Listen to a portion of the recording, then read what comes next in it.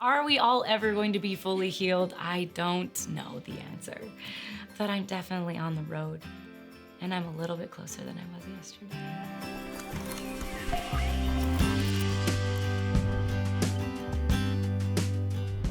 I wrote my very first song when I was 8 years old. And what really did it for me was actually my first cassette was Alison Krauss, Now That I Found You. And I used to lay in front of my boombox and read the lyrics and flip that thing over and over and over and study those songs. And that's what got me first excited about like music in general, but I really like zoomed into how did someone write these incredible songs? And so after listening to that record a million times, I took a stab at writing a country song at 8. It was called It Felt Like Magic. And I sang it to everyone on the playground that would listen. I feel like when I listened to that record, it transported me to all of these feelings that I didn't necessarily understand or have. Like, it just took me to this magical place.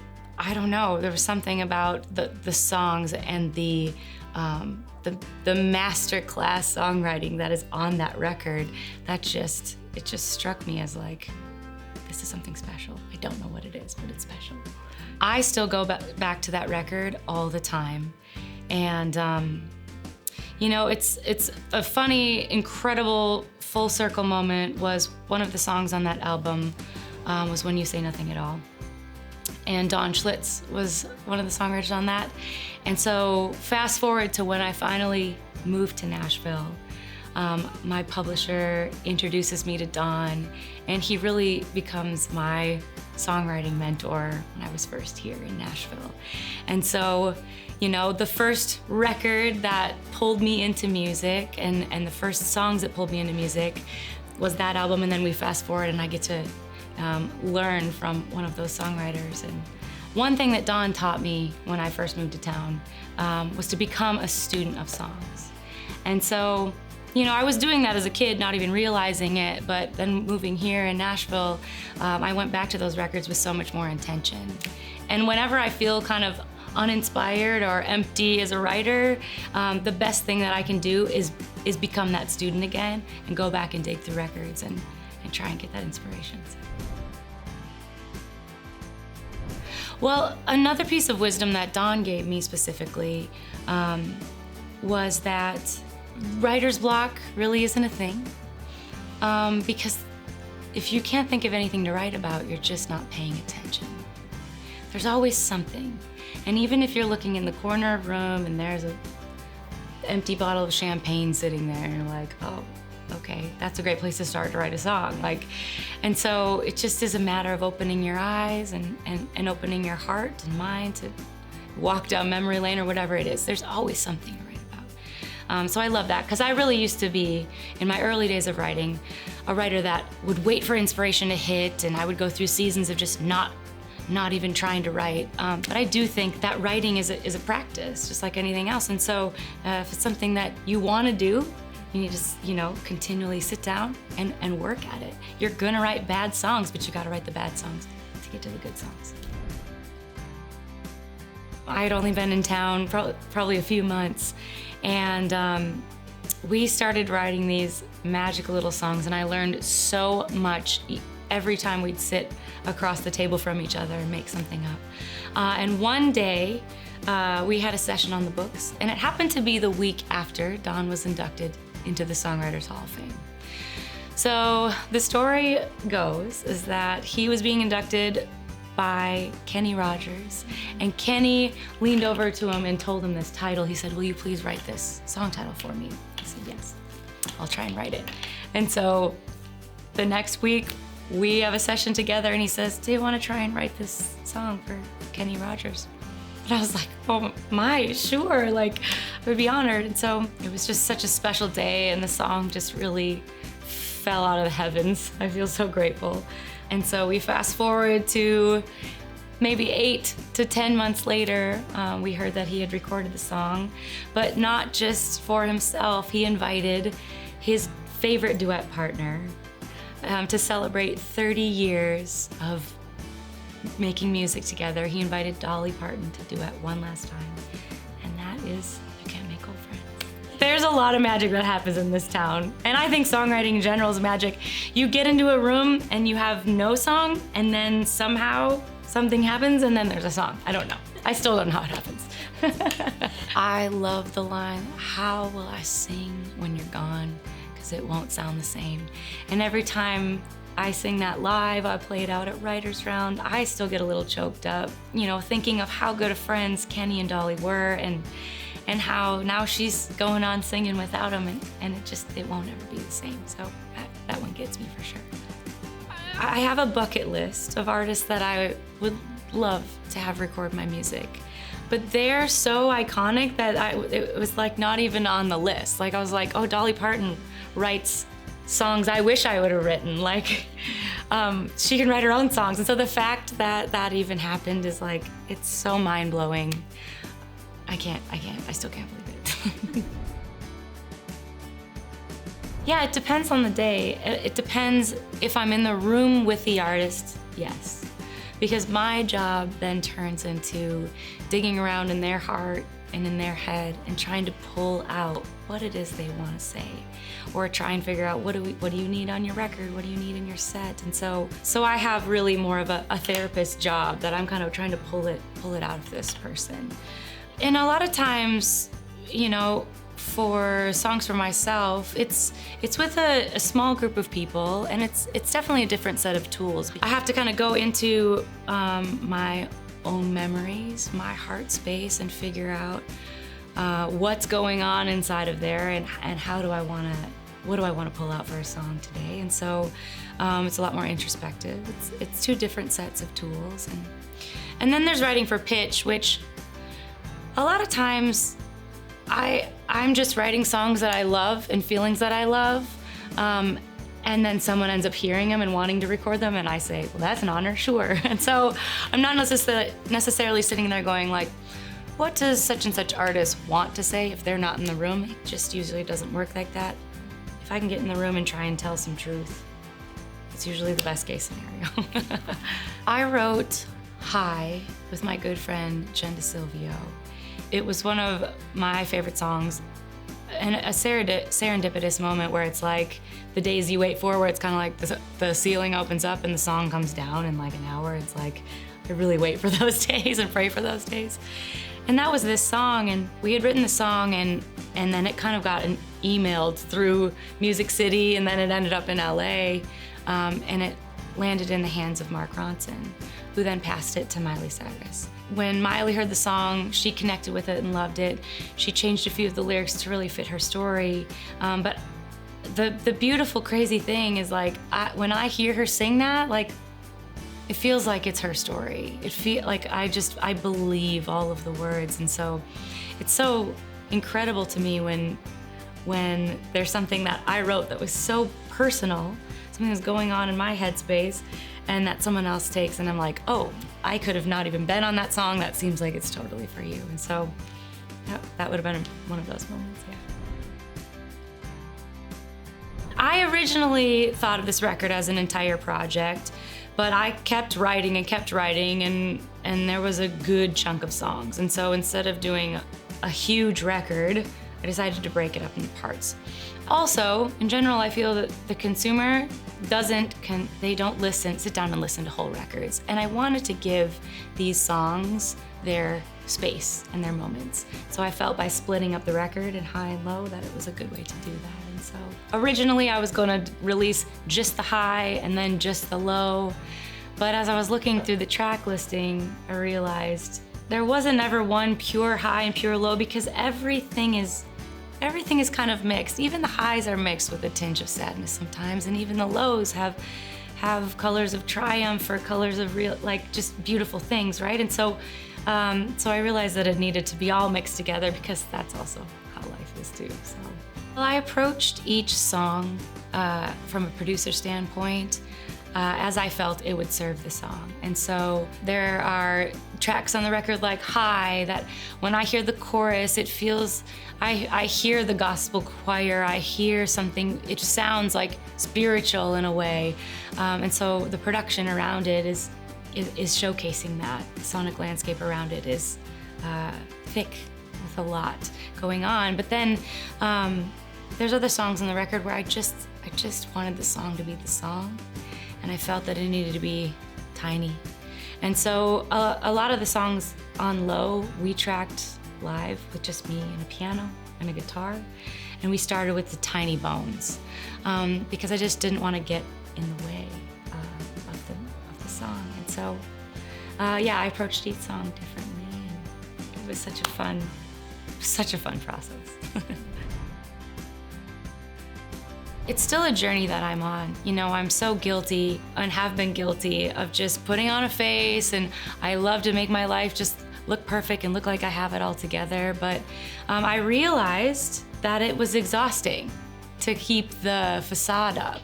And I found myself like leaving social events like, I'm not doing great, and that whole pretending thing like is leaving me feeling really, really exhausted.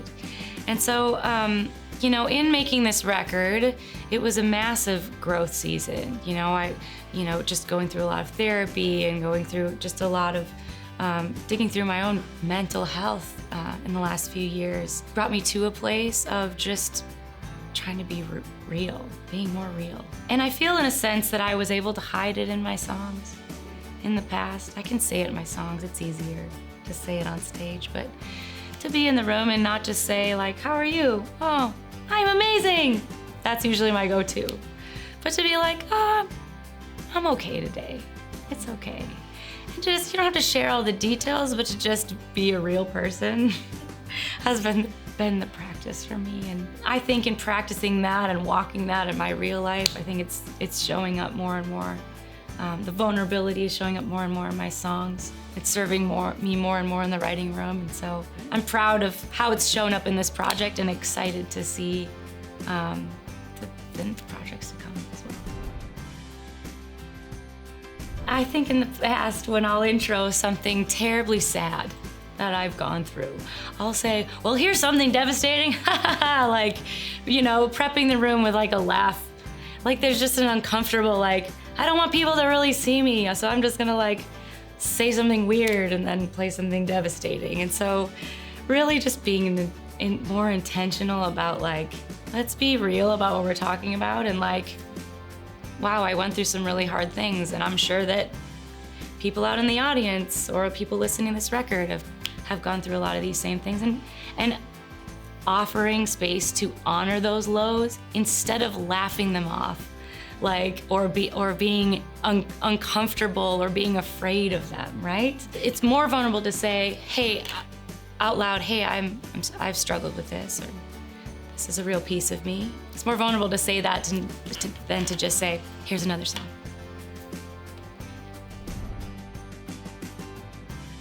There's a lot of The Great Pretender is one that I'm insanely proud of, probably because it's just the summary of this season that I'm in, of realizing, wow, you're doing that, stop it. But also realizing, oh, everybody does that, everybody should stop that. I'm really proud of that. I'm also really proud of Alaska. Some of that stuff is hard to say, but yeah, and I've been married for 13 years, and being in a relationship with someone isn't always a walk in the park. It's not always sunshine and cupcakes and roses. Like, being in life with someone can be difficult. And so just being real with that and saying it how it is has been really therapeutic. And I hope by me just saying it how it is, people are able to connect with it. It's been a beautiful thing to dig into this experiment of showing the lows. I moved here 13 years ago as a staff songwriter. I just started writing songs, slinging songs on Music Row. And I feel like for a lot of years, I played a character, or I played, like, this is what I think this would be. You know, I would put on a hat every day and say, like, this is this, or this is a country song. And it was like I was kind of touching the edges of pain, but I was too afraid to actually look at my own pain. And so I think this entire exercise of this record has been, what is that?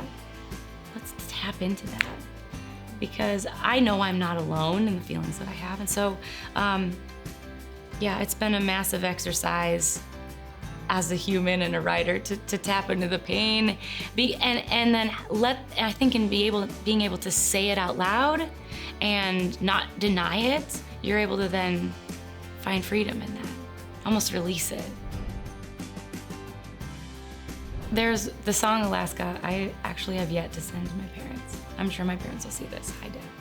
Hi, Mom. But here's the truth of it. The line is, I'm terrified we'll end up like my parents, together but alone. And while I saw that to be true in my home, seasons where my parents were missing each other, they were not connected, they were living in their own worlds, but they saw it of their parents. Everybody sees that if they pay attention to relationships. At some point, you're gonna miss it. You're not, And for sure that was true in my household, and for sure it's been true in this season of my life too, of just sometimes great connection, you're in step, and then sometimes you're missing each other. And so that was the hardest one to write. But I think after I wrote it, I had chills down to my toes, and then I felt afraid to put it in the song, and I was like, I think it needs to be in the song. When there's chills like on my feet, I'm like, I think that's the line. Well, during COVID, I was locked in my tiny little 10 by 10 office and doing my own demos and cutting my own vocals, and I started to have a lot of fun with it. And it started to feel like this really exciting, interesting corner over here of creativity. And, I'm no stranger to the studio. I've been cutting records since I was 15 years old. And so it's always something that I've kind of been curious about and wanted to do. But I think the season of being able to be free and try things pushed me into that what if space. And then when I mentioned it to my label, everybody got really excited, and they said, we want to hear what a Caitlyn Smith record sounds like with Caitlyn Smith producing it. Like, try it, do it. And so, also that support system was like, a beautiful affirmation, but it was still really scary. It was a scary thing to do because I had an idea in my mind. I'm like, I think this is how a producer works. And like, put on my pants and was like, like, all right, these are my producer pants. But like, it was a really scary place for me to step in because it was unknown. But I'm so grateful that I pushed myself into doing something unknown, because it allowed me in that process to grow immensely. Not just the practical ways of sharpening my ear and paying attention to every single little detail of the record. It sharpened my musical skills in a great way. It also just sharpened me as a person. I think in any scenario where you're able to put yourself into an uncomfortable place, a scary place, it's always going to result in growth. It's always going to result in you becoming an even better version of yourself. And so I'm so glad I did it. It's funny, I saw some footage. We did a bunch of like behind the scenes footage of me on the first day of the studio, and I am like closed off. My body language could be no more terrified. You could see it in my body. But that every single second of that process was me stepping more into my own, was me stepping more into asking myself the question, what do you want? And what a great thing for a people pleaser to be able to put themselves in a position of tuning out the voices and saying, don't think about radio, don't think about this, and just make something that really hits your heart. And even just practicing the question of what do you want? It's still a question I'm trying to continue to ask myself, because I'm always like, think about everybody else first and make sure everyone else is good. But that has been a massive takeaway in stepping into that role. So. If you can't say it out loud, right? If you can't be vulnerable and be real about it, how are you ever able to heal it? If you can't actually look it in the eye or look yourself in the eye and say, oh yeah, like, I am acting immature here. I am acting like a child here, or whatever it is. I haven't grown in this area. If you're not able to look at it, you're not able to fix it. And so, in me being able to be vulnerable with myself and putting it into my songs, that's how I'm able to heal it. Because I can look through it, I can walk through it, and man, music is a magical therapy, and I feel like that's what this record has been, for sure. So I hope people feel seen in this record. I mean, my job is to try and find the words and pull out the emotions and put them in a little 3-4 minute song so that other people can put them in their own lives and do that healing. Like, sometimes maybe it's hard for us to find our own words.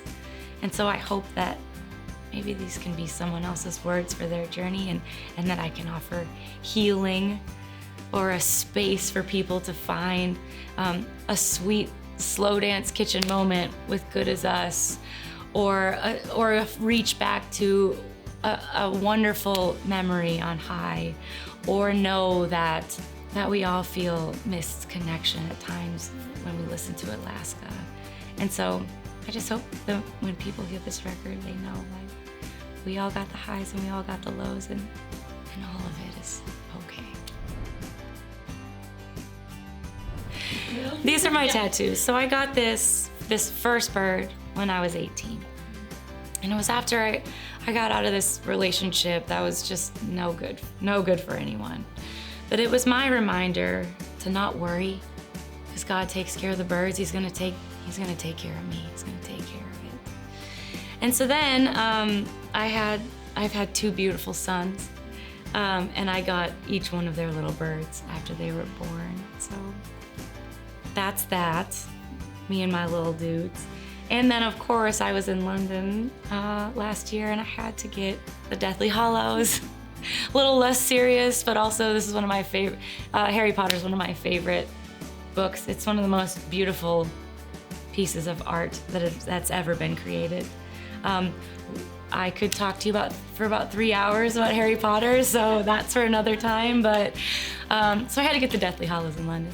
I am going to get a high and low tattoo to signify this incredible season of growth I've just gone through. So we're actually gonna have a tattoo artist at the album release, which I'm pumped. So the album artwork has a high and low symbol that's inside of it, and so I'm gonna get that. That's my next tattoo.